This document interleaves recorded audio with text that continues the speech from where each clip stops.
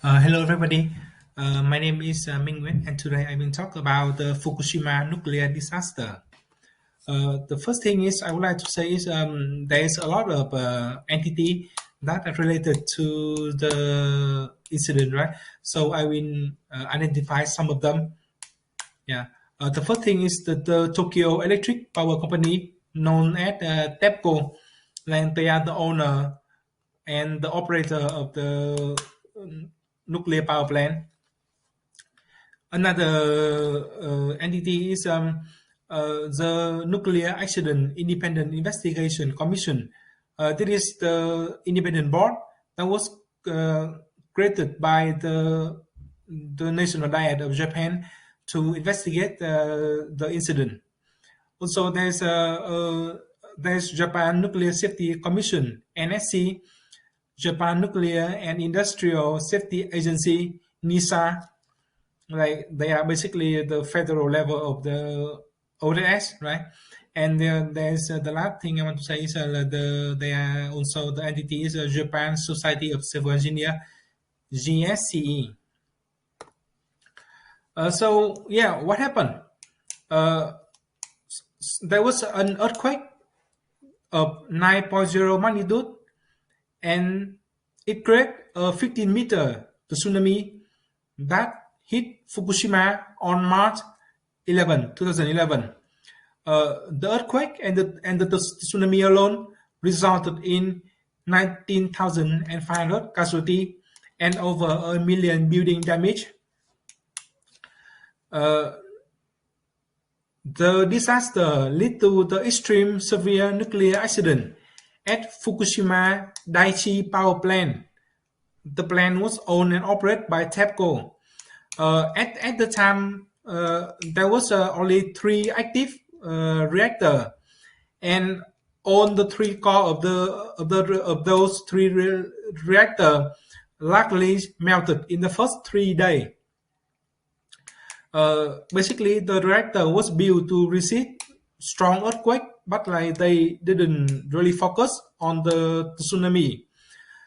The tsunami cut off power supply and damaged the cooling system of the reactor. Ultimately, the radioactive material meltdown caused explosion and released radioactive waste to the air and water of the region over the day 4 to 6 after the event happened. The accident was rated level 7 on the International Nuclear and Radiological Event Scale. There has been no reported death or sickness related to the radiation exposed, but over 100,000 people must evacuate from their home as a preventive measure.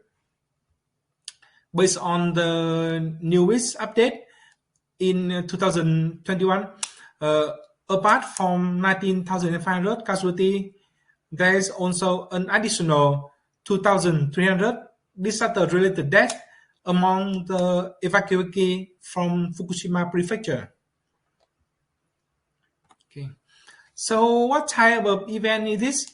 Due to the complexity of the event, an independent investigation board, NAIIC, has been assembled to investigate the situation.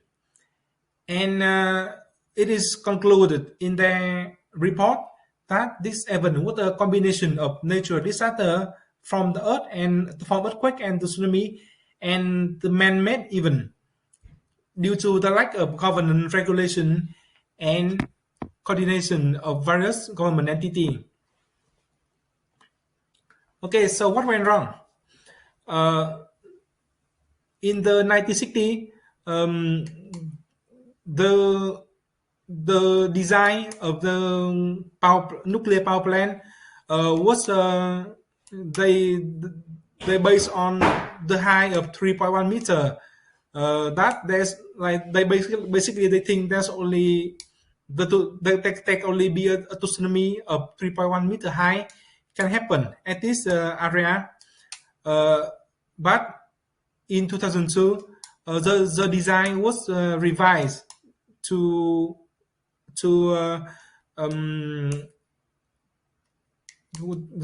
basically the design was revised to anticipate the tsunami of 5.7 meter and above. Following an earthquake of magnitude 7.3 in 2000, the Japan NSC ordered a full review of the country seismic guideline. There was a new regulatory guide for nuclear power reactor facility was published in 2006 and resulted in the NSC and the NISA asking all the nuclear power plant operator in Japan must review their plan specific, and the review must be complete as of 2008. But the focus was on the earthquake, not the tsunami. So in 2008, TEPCO had investigated the potential for lack of tsunami on Fukushima coast because there was no previous recorded earthquake to use as a model. They based on an event that happened in the 1986 earthquake that resulted in 38 meter tsunami and caused a casualty of 27,000 people. So calculation based on that model suggests that there might be a chance of a 15.7 meter tsunami at the Daiichi site. But senior TEPCO manager directed that the validity of the scenario must be checked with the expert at the Japan Society of Civil Engineers. But the review was incomplete as of March 2011. There was a clear lacking in legislation compliance of the ERP aspect. Also, the gap analysis of the ERP system. There was multiple party involved, including operator, the TEPCO, regulatory body, NISA, NSC, and the government.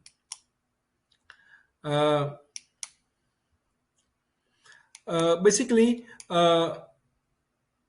the event happened most likely because all the mentioned party failed to correctly develop the correct safety requirement, such as the hazard assessment plan. They only recognize earthquake as a hazard, but they don't pay enough attention to the hazards of the tsunami. And also they are lacking in the evacuation plan for public. The evacuation order was issued by Prime Minister during his site visit on March 12. So basically the public only know and starting the mass evacuation 12 hours after the incident happened. And the regulator did not adopt new standard and apply knowledge from other overseas entity. Specifically, they did not adopt the US measure for the event after the 9/11. Corrective action. So what did TEPCO and the municipal and the government had done? So basically, by the end of March, like the TEPCO, they apply engineering control to manage contaminated water. By the end of March, all the storage around the reactor and the condensed tank were full with contaminated water pump. So they set up 1,000 storage tank more, and they add including 350 steel tank with rubber seam. Each can hold 1,200 cubic meter of water. And by the end of June 2011, TEPCO had installed over 100 concrete panels to seal the water intake of Unit 1 to 4 to prevent contaminated water leaking to the harbor. TEPCO also built a new wastewater treatment facility to treat contaminated water.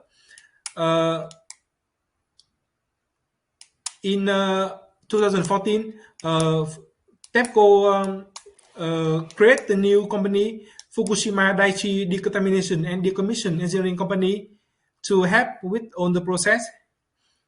And in June 2015, the government actually revised the plan to deal with the environmental impact of the event, and they update the result regularly.